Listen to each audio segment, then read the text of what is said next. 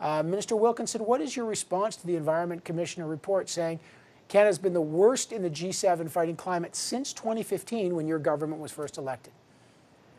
Well, I would say, look, the report actually looks back over 30 years, and I think up until 2015, it's fair to say that Canada was a climate laggard. I mean, we went through 10 years of Stephen Harper where almost nothing was done on climate change. Where I probably would differ a little bit with the commissioner is, and where I would actually also agree with him, let me start with agreement, is there's a lot of work to do on implementation. There's no question that there's a lot to do on implementation. But what I would say is the Pan-Canadian Framework and after it the Strengthened Climate Plan are one of the most detailed climate plans that exist anywhere in the world. If you're going to implement something, if you're going to actually focus on not just saying you're going to do something, but you're going to actually focus on implementing it, you need detailed plans across every sector of the economy. Right. And that's exactly what we have in the Strengthened Climate Plan. It starts with a price on pollution, it goes through the phasing out of coal and the clean fuels regulation, but it's all in that plan. Minister, but hang on. I don't want to just dismiss it. You're right, it goes back 30 years, but I'm going to read you from the report. Canada has become the worst performer of all the G7 nations. I'm reading the report here. Since the Paris Agreement was adopted in 2015. So in the 6 years since your government's been in power, Canada's been the worst. And the commissioner is very explicit. It's not for lack of plans and targets, it's lack of implementation. So I know you're blaming Stephen Harper, but you got to take, it's been 6 years of the Trudeau government. What has gone wrong? Well, first of all, that's just not true. And I don't think any other country in the G7 would tell you that. And in fact, the head of the IEA would tell you exactly the reverse, which is Canada has been the most ambitious and the leader on this.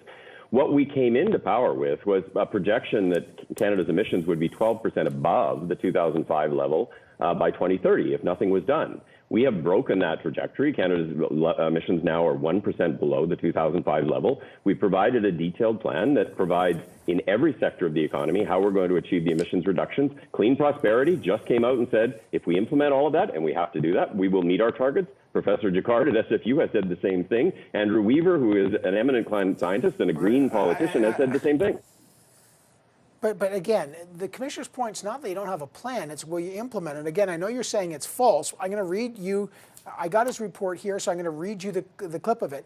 Canada's greenhouse gas emissions have increased since the Paris Climate Agreement was signed, making it the worst performer in the G7 since the 20s. So they're actually gone up. He does say there was some progress decoupling emissions from population growth and GDP, right? Because that's growing faster than emissions. He says that. But he says our emissions have gone up faster than any other in the G7. So, like, are you saying he's factually wrong? No, I'm saying he's using a different frame. He's using just the absolute emissions. What I'm saying to you is, if you looked at where Canada's emissions were going in 2015, they were going significantly up. They were actually going to be 12% above 2005 levels in 2030. The first thing you have to do is change that trajectory. The second thing, which we have done, the second thing you have to do is have a plan that's actually going to step through the ways in which to reduce emissions, many of which actually take a number of years. The price on pollution, the phasing out of coal by 2030, the implementation over the next couple of years of the Clean Fuel Standard, the building out of refueling infrastructure. But what I will tell you is thoughtful observers, experts across this country that have looked at the plan have said if we implement everything that we've said we're going to do in the plans, we will achieve our targets. And I agree with the commissioner that we have to implement those. It's important that people continue to push us to ensure that we're implementing them. But we have a plan that will achieve a target that is 1.5 degree aligned. But okay, if it's achieved and if it's followed through. But the commissioner also points out something called the Emissions Reduction Fund, okay? Set up in 2020, set up by Natural Resources Department, which now you lead as the minister. It was meant to reduce emissions, methane emissions, and also oil and gas. But the commissioner says it wasn't designed well, it wasn't implemented well, it was not designed to ensure credible and sustainable reductions of greenhouse gas emissions in the oil and gas sector or value for money spent. So it was close to $700 million. He calls it hastily put together. Was that program a failure, and are you going to dismantle it? So the commissioner and I discussed this yesterday, and I agree with a number of the points that he made, which is if you were setting up this program as an ongoing program, you would certainly set it up differently than it was established. But this program was set up as a COVID support measure. It was actually about supporting workers and communities, ensuring that you maintained employment during a period where energy prices were at record lows, It was about ensuring that companies that were in great financial stress continued to invest in methane reduction, which they would not have been able to do absent this program. And while it's $670 million, it's only about $150 million that's actually been spent thus far. So it did what it was intended to do. There's about 5 megatons in reductions. It supported employment.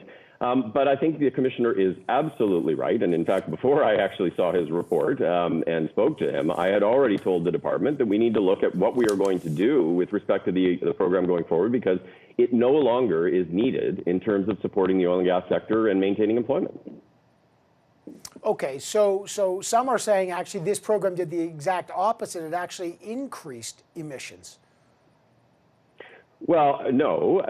Again, it depends a little bit on your frame. But what I would say to you is, in a crisis where many of these companies were on the verge of bankruptcy, they were not going to be investing in emissions reductions that are required under the regulations. What this was intended to do was to enable them to actually continue to do the work that we need them to do to achieve the methane reductions, but it was also about supporting workers and communities. And look, if you go talk to the mayors of almost every small community across Western Canada, they will tell you this was an amazingly important COVID support program.